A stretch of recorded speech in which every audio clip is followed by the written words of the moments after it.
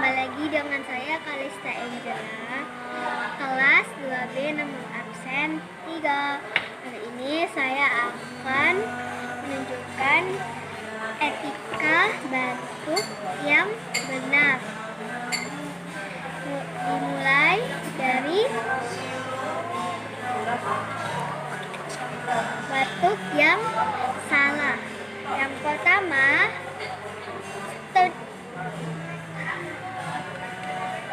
tidak memakai tangan, menutup tangan ya, seperti itu. Yang kedua, menutup dengan dua tangan. Yang ketiga, tangan itu ketika yang salah. Sekarang yang benar. Yang ke-1, menggunakan bahu tangan ini. Yang kedua, menggunakan tisu.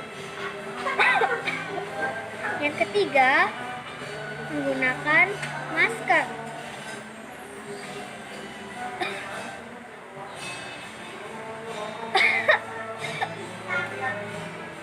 Sekarang kita akan menunjukkan etika yang salah ketika bersin. Yang pertama tidak menggunakan tangan. Yang kedua, menggunakan tangan. Yang ketiga, sekarang yang kita bersin yang benar.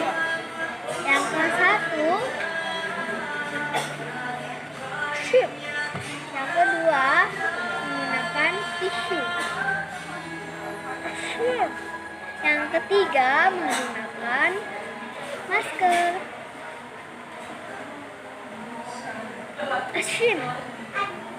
Itulah etika batuk dan bersin yang benar.